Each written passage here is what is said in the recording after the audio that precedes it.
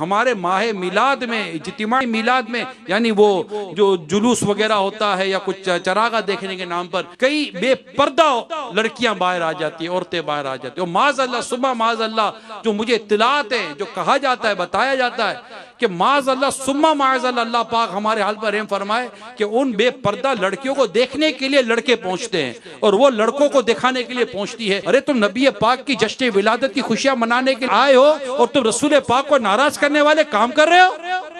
इतने जोर जोर से हारन बजाते हो कि लोगों के घरों में उसको नींदें की उड़ जाए। नाते सुने, नाते सुनाए, किससे मन? अच्छी बात है, दुनिया और आखिरत की भलाई वाली बात है नाते सुनना सुनाना, लेकिन किसी को तकलीफ देना जुलूस के नाम पर, इज्तिमा के नाम पर, झंडों के नाम पर। जश्न विलादत खुशियां बांटने का नाम है, तकलीफ देने का नाम नहीं है। ना न्यास के नाम पर हम तकलीफ देंगे, ना चंदे के नाम पर तकलीफ देंगे, नहीं, हमारा काम तकलीफ देना नहीं है मेरे प्यारे भाइयों।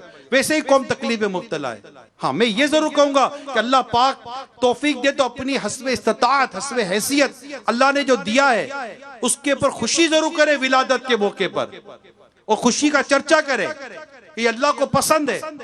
महफिल मिलाद करें, नियाज करें, घर में नियाज करें, अपने घर को सजाएं, सब अपने घरों को सजाएं।